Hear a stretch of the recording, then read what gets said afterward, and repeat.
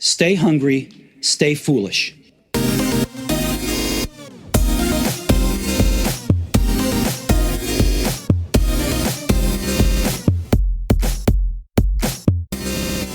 Amazon, Netflix, Google, and Uber all have one thing in common. They have built empires on making every interaction effortless for customers. In today's high-speed, customer-empowered world, speed and efficiency with which business transactions are made determine ultimate success or failure. In 2016, $4.6 trillion of merchandise was left in abandoned e-commerce shopping carts. Every year, the US economy loses $3 trillion in productivity due to excess bureaucracy. Red tape and overcomplicated licenses have contributed to China's GDP exceeding India's by $82 trillion over the span of just 3 decades. If you're a business leader, these statistics should give you nightmares. Today's episode dips into a groundbreaking guide which makes the case that every business can gain a competitive edge by reducing the points of friction that impede smooth business exchanges. We welcome author of Friction, the untapped force that can be your most powerful advantage. Roger Dooley, welcome to the show. Well, thanks for having me, Aidan. It's great to have you. So let's jump straight into the book because there's so much in it. And I loved the concept you open with, which is friction goggles. And this story reminded me of the quote by Richard Branson's, which is clients do not come first, employees come first. And if you take care of your employees will take care of your clients. You know, I've read so many books where the introduction is sort of a self-serving thing about, oh, here's why, all the reasons why I wrote this book. And then they sort of summarize the chapters. And, I guess that's fine. That's an accepted way to do an intro. But I tend to skip over those things.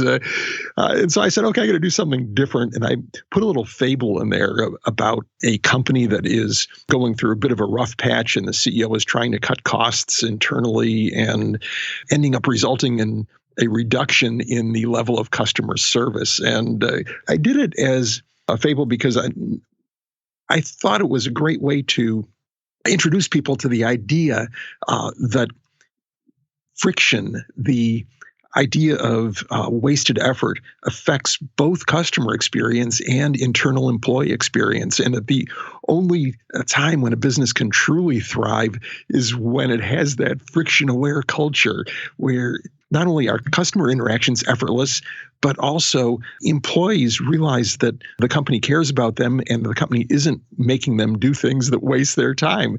I mean, how many times have you talked to somebody who complains about all the stupid meetings they're in that are a total waste of time or bad procedures? It takes forever to get your expenses paid because the forms are ridiculous, and all these kinds of friction elements inside companies that serve to tell people that they're wasting their time, and the company doesn't really care. I think if you address both sides of the issue, that's when a company can be truly successful. Yeah, and I loved the parallel you draw between Amazon, the business Amazon, and the Roman Empire, Roger. I loved this, and the need for speed and superhighways. At the time, boats were the fastest mode of travel, but building roads allowed the Roman troops to move at 25 miles per day, which was huge at the time. I'd love if you shared this analogy. What I wanted to do, I could have filled the book with examples of digital companies from the last 5 or 10 years that have really prospered by eliminating friction. And if you go and talk to people in Silicon Valley, everybody talks about, we got to make it frictionless. So whether it's the user onboarding process or the payment process or whatever, so it's part of the accepted ethos now in Silicon Valley. But over the centuries, it has been a disruptive influence. And so I tried to find an example that really went back many years. And what I saw was the Roman roads were a great friction reducer because before the Romans built these roads to move troops, to move material, supplies, it was very slow and difficult. You had to typically follow dirt roads or paths through forests that twisted and turned and had surfaces that were not smooth, very difficult for wheeled vehicles to move. And if it rained, everything came to a standstill because they turned to mud. And the Romans took the art of road building to an extreme. They made their roads absolutely as straight and flat as possible. I mean, there's almost an obsession where If they had to cross a valley, they would build a bridge so it could be level. They would tunnel through mountains when they were able to. And some of the roads, particularly in places like Britain, where it was relatively flat, were just straight as an arrow for miles and miles and miles. And what this enabled them to do is move their men and material far more quickly, and they could dominate large areas of geography where before, if you look at typical empires before the Roman time, they tended to be clustered around coastlines. In other words, they could get their people to ports pretty quickly, but they tended not to go hundreds of miles inland because of the difficulty and logistics involved. So they dominated by the coast, but they did not dominate farther in, where the Romans conquered massive, massive amounts of territory because whenever they went someplace, they built roads so that they could easily move into it. So to me, that was a great example of early friction reduction that really sort of foreshadowed what we see from Amazon and Google and others today. Amazon are the modern day Romans, and you mentioned the chief, which is Jeff Bezos, but in the instance of removing friction, you talk about a key player in Amazon, which is Kintan Brambat. Yes, I met him at a conference we were both speaking at, and he was actually talking about friction. I was already thinking about it and told the conference organizer, my friend Nir Eyal, who's also an author and wrote Hooked and now Indistractable, his recent book. I said, I think I'm going to talk about friction. He says, no, we got to talk about something else. We already have a guy who's talking about friction. That was kind of a surprise to me, but it turned out that it was Kintan Brambat from Amazon, and he has talked about that topic at different conferences around the country and really sort of shed some light on how Amazon has focused on friction throughout its business and making it very easy. And the most obvious example, of course, is one-click ordering. They patented this back in 1998 when most companies did not think that you could patent something that simple, a process that was so apparently obvious. And at that point, Amazon's competitor was Barnes & Noble, the big bookstore company. And so Barnes & Noble implemented a similar feature on their website. And they got locked in a big legal battle with Amazon. Amazon spent millions of dollars to defend that patent and ultimately prevailed. And the interesting thing, Aidan, is that all they succeeded in doing by that expense was forced all their competitors, Barnes & Noble and everybody else, to add one single tiny little click to their process. Now, when we think about designing interfaces, we don't think of one click as being particularly important. If you've used websites or mobile apps that force you to go through all kinds of steps, one click seems like nothing compared to what you might encounter on the web or on your mobile phone. But for Amazon, it was worth it. And something else was kind of interesting. At the same time, Steve Jobs was getting ready to introduce his music store, and he saw one-click ordering. Apple did not fight the patent the way Barnes & Noble did. They didn't try and come up with a technical workaround. They just paid Amazon $1 million so they could use it too. And to me, the fact that both Jeff Bezos and Steve Jobs thought that was so important is a lesson for every company out there, that this insignificant amount of effort was worth spending millions of dollars on. You give some great examples. Let's stay on Amazon for a moment, because those figures we mentioned in the abandoned shopping carts, Amazon have worked tirelessly, and Kintan Brambat at the helm here, to try and remove as much friction as possible. And you say sometimes multitasking is a good thing on the net, but other times it's an absolute hindrance. So let's share the Amazon feature known as X-Ray for people who may not be familiar with that. Well, X-Ray was something that originated, I guess, in the Kindle for reading books, where you could look up an item in the dictionary without having to, going back to paper books, if you encountered a word that you didn't know, and if you were, a lot of people just skip over it or figure it out from context or not worry about it. But if you wanted to know, you would put your book down and grab a dictionary and look it up. Well, when Kindle came out, they said, well, people might open up a website to look it up, but we could build that feature right into their functionality so you could click on it and look it up. And when they began introducing videos through Prime Video and Amazon Video, they saw that users had a behavior not unlike what Kindle readers might do.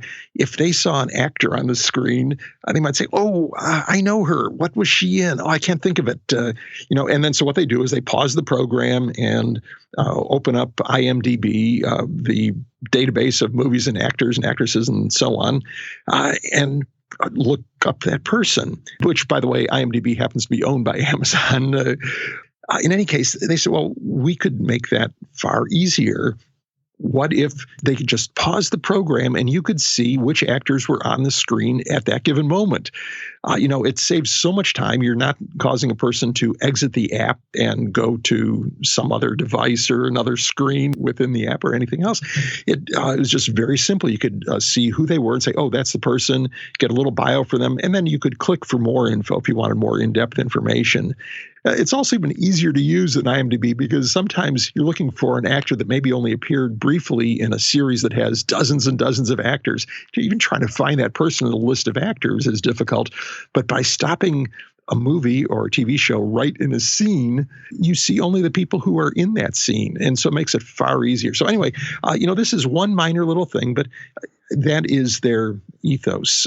When you can reduce customer effort, put the customer first, then you will win in the long run. It's not like people were clamoring for this feature. They just saw that they could take a process the customers were currently doing and make it easier for them. And they didn't ask about the ROI of this. They didn't say, well, okay, yeah, it's going to cost them to develop this. Let's have a 3-year projection on the profits or a 6-month projection on the profits it's going to generate. They just said this is going to be a feature that will be something that our customers will like, our competitors don't currently have. And also one thing that I find kind of intriguing, although I have not yet seen this in action, somebody told me that they had seen it. Perhaps they saw a test, but at the moment, they aren't really profiting directly from seeing these actors' bios and such. But what if you were watching a movie and you see that Tom Cruise is wearing some sunglasses that you like, and so you pause it and you see Tom Cruise and the other actors in the scene, but you also see, say, the Ray-Ban sunglasses that he's wearing with a buy now button. That to me is a logical extension, although like I say, I haven't seen it yet, but how far away can that be? And that could turn a useful feature into something that's profitable for them. And if indeed you were trying to find out what kind of sunglasses he was wearing, then that wouldn't just benefit the company, it would benefit you too as a customer. What they're doing is laying the roadway for tomorrow. And that's where I loved your Roman analogy, Roman roads, because they're thinking ahead to what the advantage is going to be. And one of the things you talk about with businesses who reduce friction, and Amazon have a relentless focus on reducing friction for the customer, is that it's very hard to catch up with them. And many businesses in disruption, as you know, will say, let somebody else solve it and we'll just copy them. But it takes way, way longer to copy and get up to speed than people always think. Jeff Bezos's approach is put the customer first. And, just about every company, if you read their mission statement, says they put the customer first, Aidan, but it doesn't happen. When push comes to shove, it's always, well, yeah, we want to implement that feature that'll be good for the customers, but we don't have it in this year's budget and we've got to make our numbers, so we'll do it next year, or let's get a detailed ROI projection on that. That is not the way Jeff Bezos thinks. If he has to spend money now to make things better for the customer, he knows that it will build competitive advantage in the long run. And, the rate at which they're building that advantage is remarkable. Just last year, their share of the e-commerce market as a whole went up 10%. So even as all their competitors get more sophisticated, improve their own logistics and so on, Amazon is still gaining share against them. And their own sales were up almost 20%. So it's really working for them. Jeff himself says that when you reduce friction, you make something easy, people will do more of it, which means they're going to place more orders, they're going to watch more videos. Something else that they do that's super smart is their security does not cause lots of friction. I've been using a bunch of websites in the last couple of days, and several of them automatically log me out after just a short time using the site. This really drives you crazy when in the same session, like while I was sitting there working, I had to log back in 5 or 6 times. Amazon doesn't do that. They keep you logged in seemingly forever. I think you'd have to buy a new computer to get logged out. And, it's not that they have no security. but their procedures do not get in the way of you clicking that buy now button, that one-click order button, because that is their huge competitive advantage. Now other people can do one click, but Amazon's been using this for years, and so they've trained people to use it. If they forced you to log in every time you visited their site or log in even occasionally, that one-click button would not be armed and ready for you to push. You would have to first log in, and that would be extra friction, where nobody else is quite that frictionless. Even today, when they could use the same technology, they don't, because what Amazon does is use a sort of defense in depth to prevent fraud. If you want to buy something with one click, that button is always ready for you. You can just click it, and within 48 hours or maybe 24 hours, or even if you're lucky, the same day, that item will be on your doorstep. But if you decide to send, say, Amazon gift cards to people by email, which is basically like sending cash, or if you decide to ship a product to an address you've never shipped to before, they will then re-authenticate you. They say, okay, this transaction is presumably some kind of AI machine learning algorithm, says, okay, this transaction is a little bit out of the norm. It could be a little bit riskier for us. So we will then take some additional precaution by asking the customer to re-enter their password or enter a credit card number.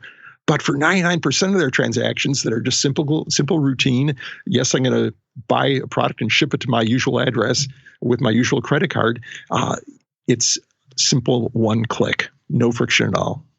And it's important that you say here, for any businesses listening, is that low friction does not equate to loose security. That's really important to say. But one of the things you mentioned in the book is the coming together of the physical and the virtual, or the physical and the digital, the clicks and the bricks, so to speak. And one of the heroes of this, apart from Amazon's experiments with Amazon Go, is Alibaba, the Chinese Amazon, if you will, and they've converged the digital and the physical with their mobile-enabled stores, and Alipay and the Taobao app. I'd love if you shared a little bit about this. We think of ourselves as pretty digitally advanced in the States and in Europe, but I think what China has done is really something remarkable, where everybody is on their smartphone.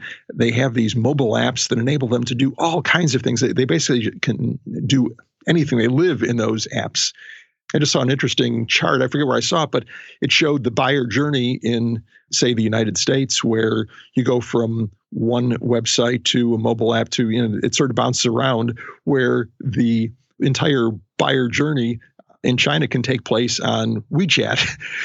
Everything happens there, even though they're using different functions. It's like a straight path. So it's quite a bit different. But in the Ma stores, they have created these stores that are themselves both exciting but also frictionless. They have restaurants in them. You can order food. They'll be cooked to order, and your order will be delivered automatically. You can pay with facial recognition. You can pick up your online orders so that if you order merchandise online, then you can pick that up at the Ma store. They will also deliver within a 3-kilometer radius. They make everything really as simple as possible for their customers to allow them to conduct almost any kind of transaction they want and make those transactions as easy as possible. And it's really interesting. Apparently, real estate prices have gone up within that radius of new stores. In other words, people find it so valuable to be living within their delivery radius that it's actually increased property prices. So yeah, it's pretty fascinating, and something that we don't see in Europe or in the States right now. To understand the future retail disruption, or even the retail apocalypse that we've seen in the last few years, it's really useful to understand the past. And I'd love if we shared a brief history of retail disruption, as you do in the book, digging into disruption amidst Montgomery Ward, Sears Roebuck, and perhaps Walmart if we have time. Yeah, I'll try and condense that as much as possible. But I love the mail order concept. I was a mail order entrepreneur a few decades ago, pre-internet, pre-e-commerce. And it's a great business, but it had its origins 2 centuries ago now. And it was primarily in rural areas. An entrepreneur saw that people in rural areas were underserved. They had 2 choices for shopping. They could go to local small merchants, where typically the prices were relatively high, or they could go to the city and shop at the big department stores there. But of course, that entailed travel. In fact, in many cases, the local merchants were buying from those big department stores themselves, which was part of the reason their prices were high.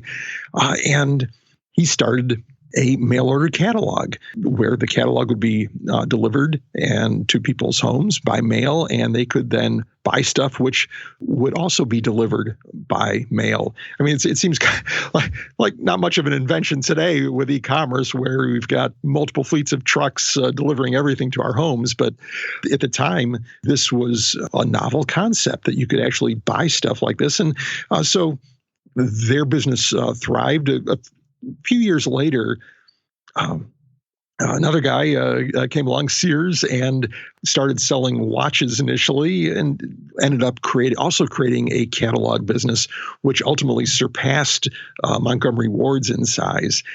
But for years, I mean, this was how, if you lived outside of a major city, this is how you shopped. It was about the only way you could get access to a huge variety of products at competitive prices. And at one point, Sears built what was probably the biggest enclosed industrial facility in the world for handling its orders outside Chicago. They were handling tens of thousands of orders a day. And again, not much compared to what Alibaba does on Singles Day. But, at the time, they were actually tearing open paper envelopes that had checks in them and processing those orders. It was just, orders would come in huge sacks of mail. That's the kind of volume that they were seeing. Ultimately, though, they got disrupted themselves. They began to open retail stores and were successful for a while. Sears was a little bit more successful than Montgomery Ward's was with their retail stores. They opened up typically in suburban areas where there was parking. And to some degree, they were a disruptive effect on traditional department stores because they were offering convenient locations, inexpensive, but quite a variety of merchandise. And so they experienced their second huge wave of growth in retail. And then finally, Walmart came along and, interestingly enough, focused on rural areas again, because Sears had been building in suburban areas near large cities, which is where they saw, okay, there's a lot of automobile traffic, a lot of customers, we could build stores.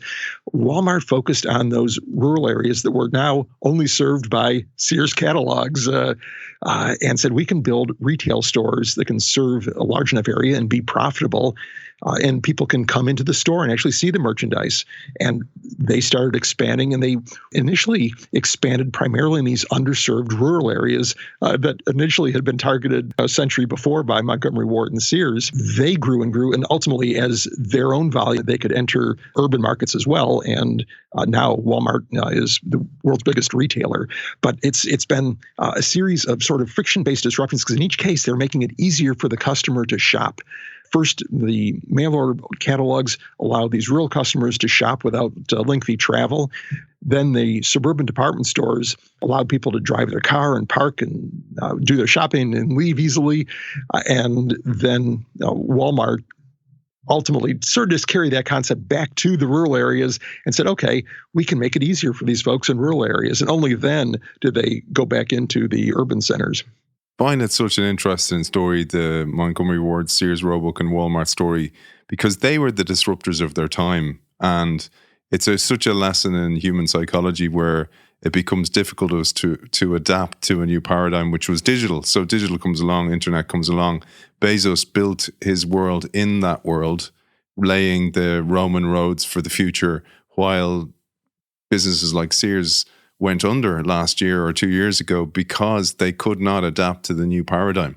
Right. And there are a lot of reasons why Walmart is still actually doing quite well, and Sears is really in their death throes, it seems.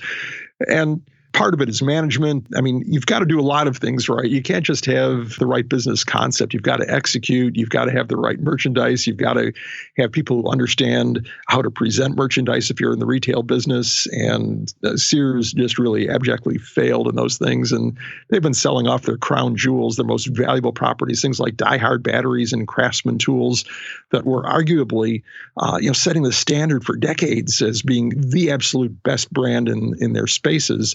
And now Sears is selling those things off to keep some struggling retail stores alive. We mentioned the Roman roads, Roger, but let's turn our attention to transport itself. And here you look at the removal of friction. And I found this fascinating, the amount of friction we tolerated in the taxi business before the days of Uber. I love the taxi industry as an example of friction because it illustrates a key point that I often make, which is that people do not see friction even though it's there, or if they do see it, they just assume, well, they pay no attention to it. They ignore it because, well, that's the way it is. That's how it's done. And taxis were kind of that way. For decades, there was little or no change in the taxi business model. People would order a taxi by telephone occasionally, or perhaps go find a taxi queue, or stand on the street waving their arms, trying to flag one down. And, it's a very simple process. People accepted that. And it wasn't until first Uber and then some other competitors like Lyft came along and showed how simple you can make it and how much more predictable the service could be, how much smoother it could be, even things like payment. I mean, I know that when I travel, when I was using taxis, I would have difficulty sometimes finding a taxi that would take credit cards, or you'd have to go to multiple cabs to find out if someone would take a credit card because I didn't have any local currency. And then when it's time to leave at your destination, they draw a machine out and try and establish an internet connection and process your credit card. And then you're supposed to add a tip if you're in a culture where tipping is appropriate, and so on. And this could take 2 or 3 minutes of your time, where with an Uber, your payment information is already in there. You just walk out, say goodbye, thank you, and that's it. And once people saw it, how much friction you could eliminate, how easy it could be, then they gravitated to the new services. And Uber's real secret for growth globally was to not seek permission, because in many cases, taxi companies were regulated monopolies, and just get a lot of customers in those areas because they felt that their customers would demand the government allow Uber to operate because it was so much better than the existing services. And by and large, that worked. Obviously, there's some places where Uber is still not allowed, or where they have their own burdensome restrictions. But by and large, they've grown to do billions in revenue because they provide a much lower friction experience than the traditional methods out there. And of course, services like Uber also remove a lot of friction for the other side of the middleman, which in this case is the driver as well. One key to Uber's success is they made onboarding new drivers very easily. If you go to their website, they give about equal prominence to riders and drivers. And if you want to drive for Uber, depending on where you are, because different locales have different restrictions, you could be up and running as a driver. Initially, it might have been hours, but I think now it's a day or two, because they do perform some kinds of checks. But they can get you up and running quickly on your first, as soon as you start doing rides, you can get paid that same day. The money will be sent to your account. I guess the opposite of that are the London black cabs, where there is a really extensive learning process they have to go through, which is called learning the knowledge, which means really an encyclopedic knowledge of all the streets in the city, of attractions and their characteristics and so on. And this is really a great thing. I was in London not long ago and took a couple black cabs and enjoyed the knowledgeable cab drivers.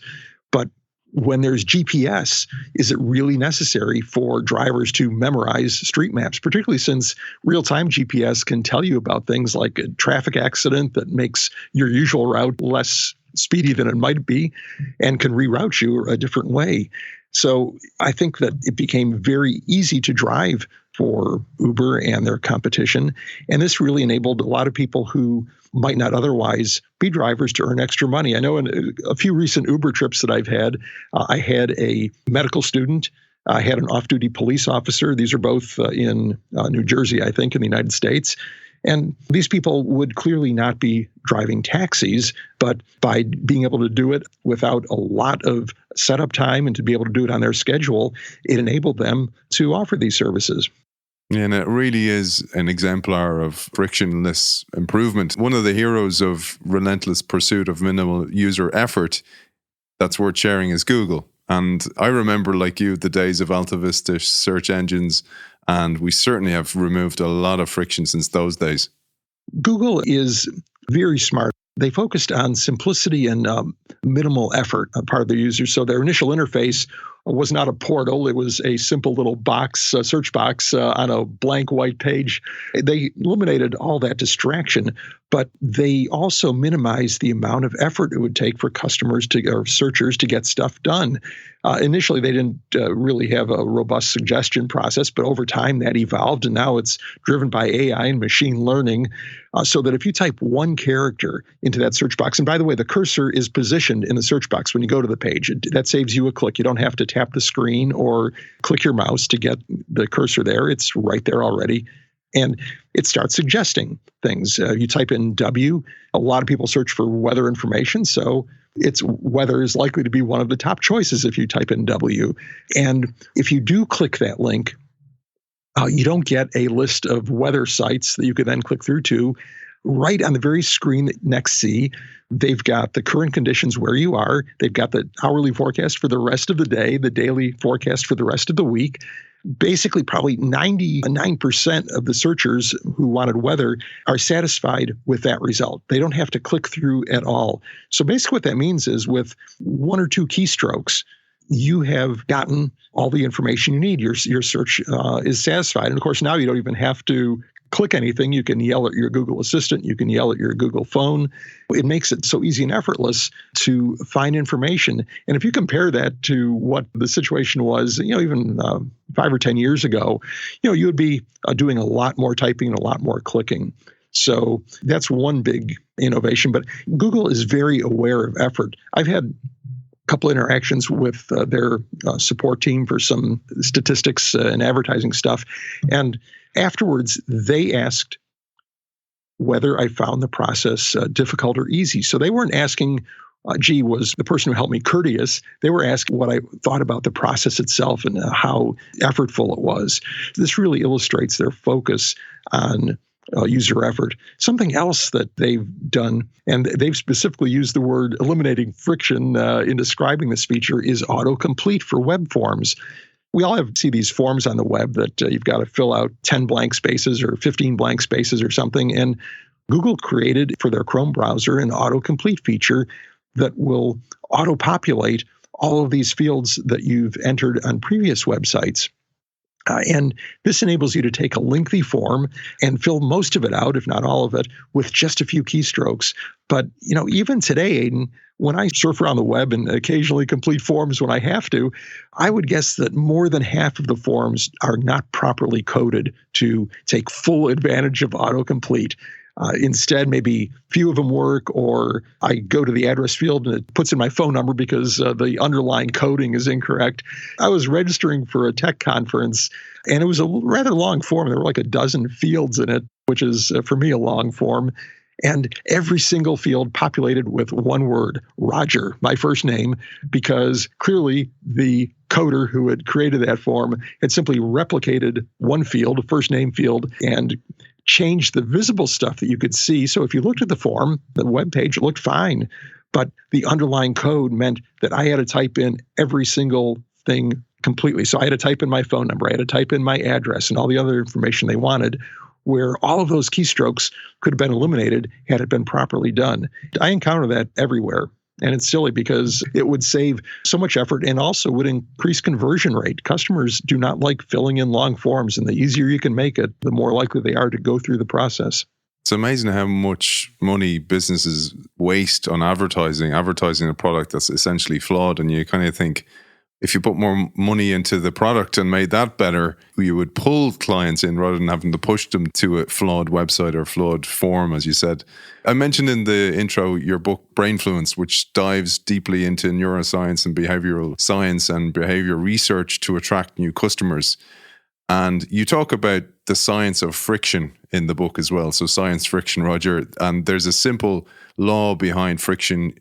You dive a lot deeper into the science behind the law. I'd love if you'd share the first basic law and then delve into the science, which goes back to one of the heroes of this show, Leonardo da Vinci. In physics, friction is invisible, a lot like gravity. You can't see it, and people were not really aware of it, at least as something they could describe until 500 years ago. of all people, Leonardo da Vinci conducted some really amazing and sophisticated experiments in friction, actually determined the rough value for the coefficient of friction. But his work was lost for centuries. And it wasn't until, about 300 years ago that finally another scientist came along and published work on friction and became part of what we know as physics today. In physics, friction is a force that directly opposes an object's movement. So if you're pushing a brick across a table, there's friction there, and friction is going to be acting in direct opposition to the pushing that you're doing. And in psychology or in behavioral science, there is something called the law of least effort or principle of least effort. And much more recently, Daniel Kahneman, Nobel Prize winner in behavioral economics, said that there is a law of least effort that applies to both cognitive exertion and physical exertion. So you are making either people's minds work or making them physically work harder. They will choose an easier path. And that's basically what that says, that people will take the easier path if there is one available.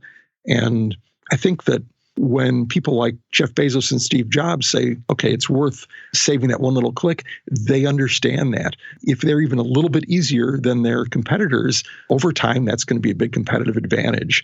There's certainly plenty of both academic and commercial research to show that when you reduce friction, you will get more results. For instance, if you are trying to get people to inquire about your product, in other words, you're doing what's called lead generation, then the shorter and simpler the form, the more leads you're going to get. Anytime you can eliminate a field, you'll get more leads because it's easier for the customer to fill out. Now, that doesn't mean that you can't use friction to steer behavior. Sometimes adding a little friction can help. If you're getting too many unqualified leads, adding a few fields to the form can screen out those customers who aren't all that interested because they won't want to go through the extra effort, as well as maybe provide you with some additional screening information so you can focus on those that are most valuable. So friction could be a tool. You don't always eliminate it. Sometimes you can use it to steer behavior. That law of least effort underlies so much of human behavior. It applies in just about every sphere that we operate in as people. Yeah, and you mentioned there Daniel Kahneman, but another Nobel Prize winner you mentioned is Ronald Coase and his work on transactional costs. It's kind of interesting because he saw that large enterprises, and he was writing 100 years or so ago-ish, when he was doing his initial theorizing about transaction costs, he saw that big enterprises would succeed because they did not have the sort of friction that occurs when you have two companies dealing with each other. In other words, if I'm going to buy something from you, then we're going to have some paperwork procedures. There's got to be trust established. I may not trust you if I haven't done business with you for years. So maybe there's more complicated contract, more detailed accounting and invoicing back and forth and so on. And he said, well, okay, big enterprises can eliminate the transaction costs and thus will be more profitable in the long run. It's kind of interesting because over time, even though those transaction costs might have been eliminated, businesses began to get bigger and more complex and develop levels of hierarchy and bureaucracy that ended up imposing their own friction costs on the business. So as it turns out, the world wasn't just dominated by giant businesses, but smaller entrepreneurial businesses could thrive as well. And sometimes even organic partnerships where companies deal with suppliers but have a very high level of trust. And I think when Japan seemed to be taking over the world, particularly with Japanese-made automobiles, this was part of their success. There was a lot of trust, even though companies might be separate companies, a parts supplier and a manufacturer, they were like family. There was trust. You didn't have to count every piece. You didn't have to do extensive quality control inspection to be sure that your supplier was not either cheating you or somehow chiseling on what you ordered. And this made for a very efficient process compared to in other cultures where all these transactions were sort of arm's length and involved those kinds of transaction costs that Coase was referring to. And you mentioned earlier on about Sears and the Goldilocks effect where various elements need to come together for success to happen. And trust is one of those key elements of organizational culture, which is key to the success of any business. But one of the aspects of friction you delve deeply into, and I'd love to share with our audience, is organizational friction.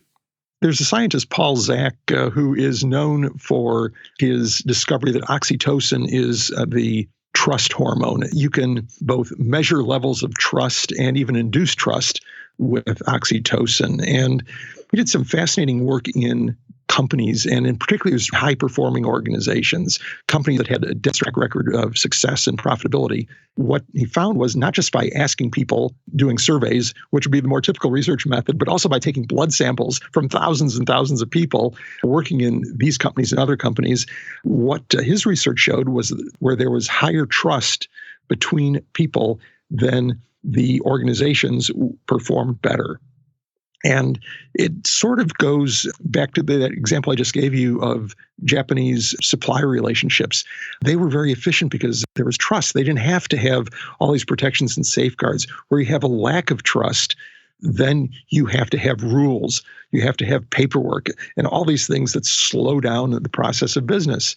Fortunately, I've been an entrepreneur for decades and have not had to really work inside corporate bureaucracies much. But I did have a stint a few years ago where a business that I had co-founded and built, we sold it, and I ended up joining the acquiring company for a few years.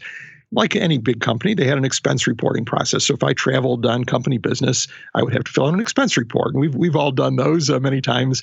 And one thing that I found particularly annoying was, even though I was at a VP level and I would have to supply a paper receipt for any expense that I incurred, even if it was a $3 coffee in an airport or something. If I wanted to be reimbursed for that, I would have to staple that paper receipt to my expense report. So you can imagine if you went, say, on a week-long trip with multiple stops or something, what your expense report looked like. That'd be a whole blizzard of these little tiny papers. If you were trying to get reimbursed for stuff, I know there's a lot of stuff I didn't get reimbursed for just because I either forgot or lost the receipt. But that is not required by government regulations or tax regulations. They have a much more liberal policy as far as documenting expenses. It's a much higher threshold for legal requirement to have a receipt.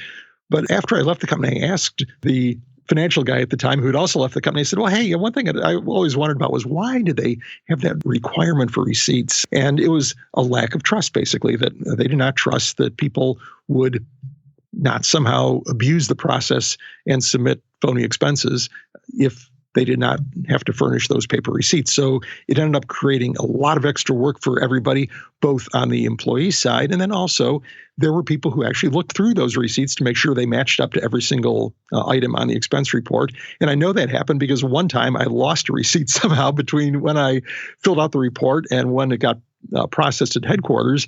And I got called on that, said, hey, you're missing this $2 receipt. Either take that off or send us the receipt. And you think of all the extra effort that this created simply because of a lack of trust. And, replicate that across all of the rules and procedures. Another great example I have, kind of a historical example, it goes back to Jack Welch's days at General Electric when he was a bureaucracy buster there and created a very, very profitable company that after his departure didn't prosper quite as much, but he did succeed in creating an incredible amount of company value. And a lot of it was by both delayering, taking layers out of management to enable communication to flow more freely and eliminating wasted overhead, but also eliminating those sort of vertical walls where instead of having to go through channels to talk to somebody in sales could talk to somebody in manufacturing at their level, or go out on the manufacturing floor and ask a question. And this was a huge change from the previous sort of hierarchical approach that you would have to go up through management to communicate with somebody else. And at one meeting, they had a bunch of union manufacturing guys, and typically management union relations aren't all that great in most companies. The union is always suspicious that management is trying to get them to work harder. And one of the managers asked, well, how can we make your job easier? And one machine operator piped up and said, well, okay, I'm handling sharp metal at my machine all day, and I go through a pair of work gloves probably about every week or so. And to get a new pair, I have to turn my machine off, leave my station, leave my building, go to another building, go to the tool crib, fill out a requisition, then find a supervisor to approve the requisition, go back to the tool crib, get the gloves, then come back to my building and my machine and start working again. And that can take an hour or two, depending on how easy or lengthy each of those steps is, finding the supervisor and whether there's a line at the tool crib and such. The reason that rule had been put in place, they surmised, was that they were afraid that people would steal work gloves. and they didn't trust their workers not to do it. So the simple solution was put a box of work gloves by the guy's station. Bingo. You've saved yourself an hour or two of productivity. Even if they do steal an occasional pair of gloves, it doesn't matter. It has no comparison at all to the amount of time that was being wasted because of this horribly inefficient process. And in fact, they did find that people did not steal all the work gloves. That by and large, they had no problems at all. And so that's a good example of how a little more trust can eliminate friction and eliminate a lot of wasted time in organizations. The other thing I found really interesting in your deep dive on Jack Welch was he was known as Neutron Jack, the reason being that neutron bomb wipes out everybody in the building but leaves the building intact, which is kind of a harsh nickname for him. But organizations evolve, and what he did was he layered the organizations. That's because it had to be done. And he knew that the message took such a long time to get to the recipient of that message. And therefore, he wanted to reduce the barrier between his frontline managers and the ultimate customer, which was the customer on the street. And I'd love if you shared a little bit about this, because it was this work that he was relentless on. And in a way, he removed internal organizational friction, which in turn then helped the customer. Layers of management sort of evolved as businesses grew. There was a theory that, one person could only supervise so many others. So as the number of employees at the bottom grew, inevitably you added layers and layers above that. And Jack said, no, the communication is way too slow. In fact, this was not an example specifically from GE, but some other research showed that a top management meeting that was held weekly was causing, over the course of a year, hundreds of thousands of hours of effort throughout the organization that was mostly wasted, because each of the senior executives at that meeting would have a couple of people working on preparing them for the meeting, getting the information they needed. Those people would be going out to all the division managers, getting the info, and so on and so on. And there was this ripple effect that was just creating massive amounts of work throughout the organization.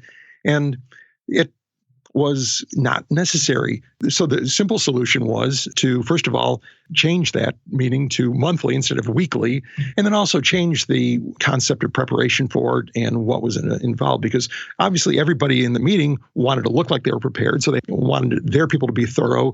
But when this emphasis on thorough preparation echoed its way down through the organization, it just became a massive time suck. And nobody was really aware of this until somebody looked at the process. Nobody could see the whole top to bottom impact until, I think in this case, it was an outside consultant tried tallying up all the hours that were involved in this and said, okay, hey, this is crazy. What would be a parting message that you would leave for our audience, no matter what they're working in, if it's organizations, if it's an entrepreneur as a startup, as an entrepreneur, whatever it may be, what's your final message? What I would encourage people to do is look for friction. Once you see it, you can't really stop seeing it.